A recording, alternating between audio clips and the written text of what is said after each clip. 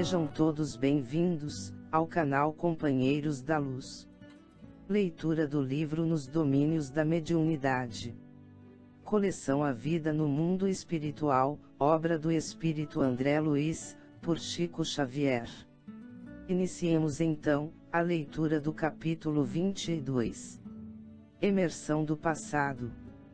Em companhia do assistente, tornamos a segunda reunião semanal do grupo presidido pelo irmão Raul Silva, a cuja organização nosso orientador não regateava simpatia e confiança.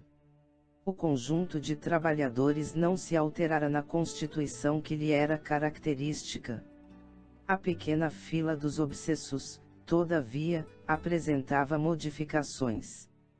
2 senhoras, seguidas pelos respectivos esposos, e um cavalheiro de fisionomia fatigada integravam a equipe dos que receberiam assistência. Os médiuns da casa desempenharam caridosa tarefa, emprestando as suas possibilidades para a melhoria de várias entidades transviadas na sombra e no sofrimento, com a colaboração eficiente de Dona Celina à frente do serviço. Solucionados diversos problemas alusivos ao programa da noite, eis que uma das senhoras enfermas cai em pranto convulsivo, exclamando: "Quem me socorre? Quem me socorre?" E comprimindo o peito com as mãos, acrescentava em tom comovedor: "Covarde! Por que apunhalar, assim, uma indefesa mulher? Serei totalmente culpada. Meu sangue condenará seu nome infeliz." Raul, com a serenidade habitual, abeirou-se dela e consolou-a, com carinho. "Minha irmã, o perdão é o remédio que nos recompõe a alma doente. Não admita que o desespero lhe subjugue as energias. Guardar ofensas é conservar a sombra. Esqueçamos o mal para que a luz do bem nos felicite o caminho. Esquecer? Nunca. O Senhor sabe o que vem a ser uma lâmina enterrada em sua carne. Sabe o que seja a calamidade de um homem que nos suga a existência para arremessar-nos à miséria, comprazendo-se, depois disso, em derramar-nos o próprio sangue. Sim, sim, ninguém lhe contraria o direito à justiça, segundo as suas afirmações. Entretanto, não será mais aconselhável aguardar o pronunciamento da bondade divina. Quem de nós estará sem mácula? Esperar, esperar. Há quanto tempo não faço outra coisa? Em vão procuro reaver a alegria. Por mais me dedique ao trabalho de romper com o passado, vivo a carregar a sombra de minhas recordações, como quem traz no próprio peito o sepulcro dos sonhos mortos. Tudo por causa dele. Tudo pelo malvado que me arruinou o destino." E a pobre criatura prorrompeu em soluços, enquanto um homem desencarnado, não longe, fitava-a com inexprimível desalento. Perplexos, Hilário e eu lançamos um olhar indagador ao assistente, que nos percebeu a estranheza, porquanto a enferma, sem a presença da mulher invisível que parecia personificar, prosseguia em aflitiva posição de sofrimento. "Não vejo a entidade de quem a nossa irmã se faz intérprete", alegou Hilário, curioso. "Sim", disse por minha vez, "observo em nossa vizinhança um triste companheiro desencarnado, mas se ele estivesse telepaticamente ligado à nossa amiga, de certo a mensagem definiria a palavra de um homem, sem as características femininas da lamentação que registramos. Em verdade, não notamos aqui qualquer laço magnético que nos induza a assinalar fluidos teledinâmicos sobre a mente da médium." Aulus afagou a testa da doente em lágrimas, como se lhe auscultasse o pensamento, e explicou: "Estamos diante do passado de nossa companheira. A mágoa e o azedume, tanto quanto a personalidade supostamente exótica de que dá testemunho, tudo procede dela mesma. Ante a aproximação de antigo desafeto, que ainda a persegue de nosso plano, revive a experiência dolorosa que lhe ocorreu, em Cidade do Velho Mundo, no século passado, e entra em seguida a padecer insopitável melancolia. Recomeçou a luta na carne, na presente reencarnação, possuída de novas esperanças, contudo, tão logo experimenta a visitação espiritual do antigo verdugo, que a ela se enleia, através de vigorosos laços de amor e ódio, perturba-se-lhe a vida mental, necessitada de mais ampla reeducação. É um caso no qual se faz possível a colheita de valiosos ensinamentos. Isso quer dizer, então.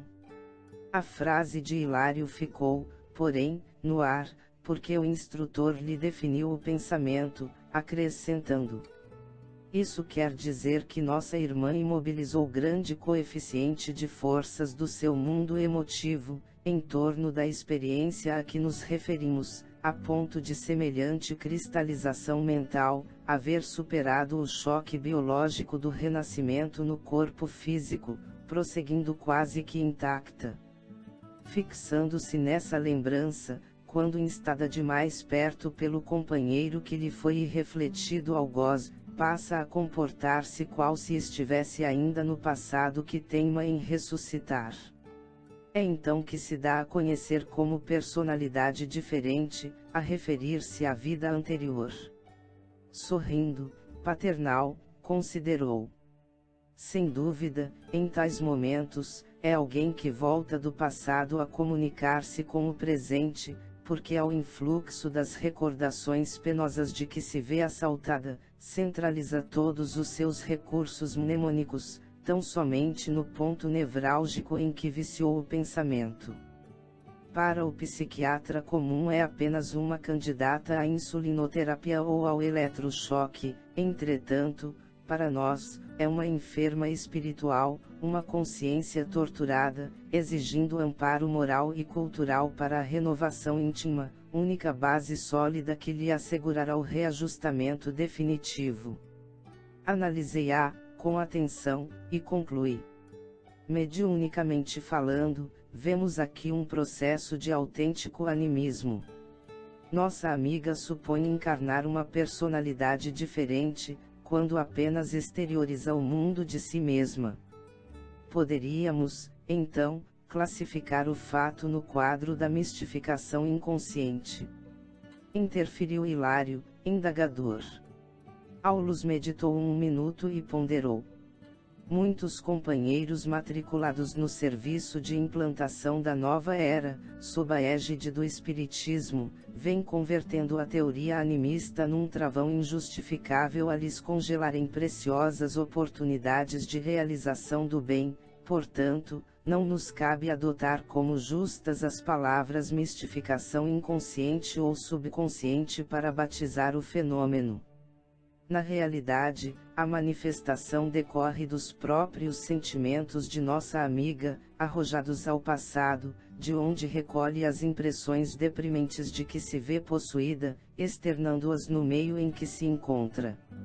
E a pobrezinha efetua isso quase na posição de perfeita sonâmbula, porquanto se concentra totalmente nas recordações que já assinalamos, como se reunisse todas as energias da memória numa simples ferida, com inteira despreocupação das responsabilidades que a reencarnação atual lhe confere.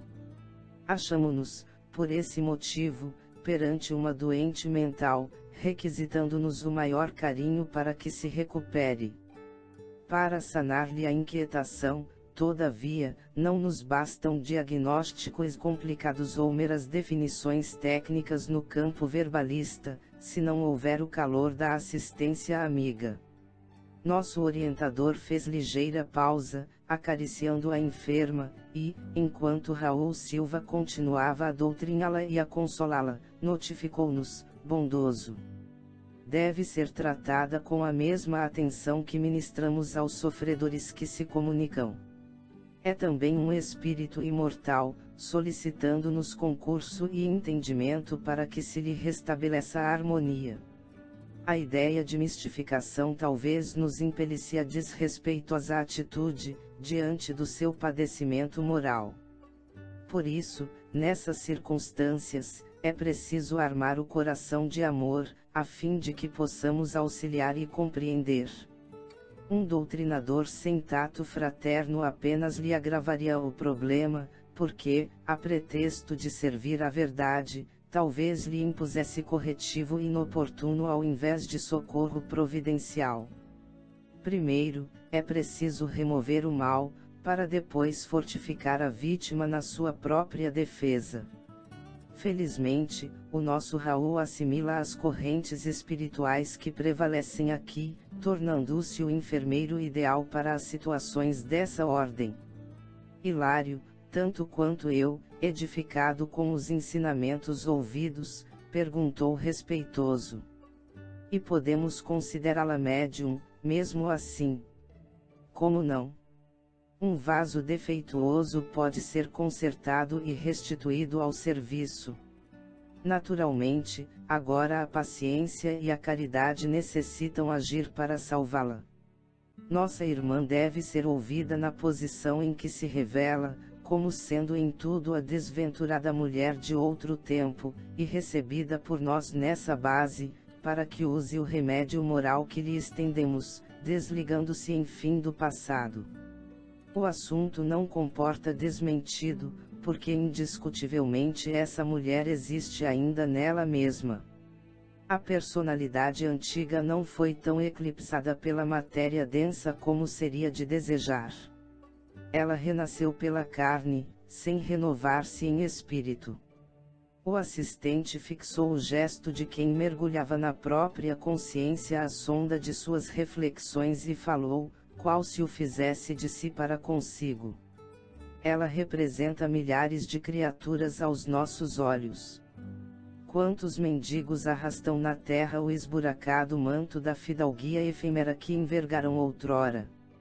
Quantos escravos da necessidade e da dor trazem consigo a vaidade e o orgulho dos poderosos senhores que já foram em outras épocas? Quantas almas conduzidas à ligação consanguínea caminham do berço ao túmulo, transportando quistos invisíveis de aversão e ódio aos próprios parentes, que lhes foram duros adversários em existências pregressas?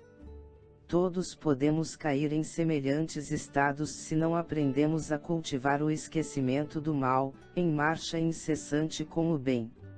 Nessa altura, Raul Silva, na condição de hábil psicólogo, convidou a doente ao benefício da prece.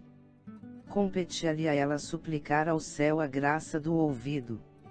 Cabia-lhe expungir o passado da imaginação, de maneira a pacificar-se. E, singularmente comovido, recomendou-lhe repetir em companhia dele as frases sublimes da oração dominical. A pobre senhora acompanhou-o docilmente. Ao término da súplica, mostrava-se mais tranquila. O prestimoso amigo, traduzindo a colaboração do mentor que o acompanhava, solícito, rogou-lhe considerar, acima de tudo, o impositivo do perdão aos inimigos para a reconquista da paz, e em lágrimas a enferma desligou-se das impressões que a imobilizavam no passado, tornando a posição normal. Enquanto Silva lhe aplicava passes de reconforto, o assistente comentou: "Outra não pode ser, por enquanto, a intervenção assistencial em seu benefício. Pela enfermagem espiritual bem conduzida, reajustar-se-á pouco a pouco, retomando o império sobre si mesma e capacitando-se para o desempenho de valiosas tarefas mediúnicas mais tarde.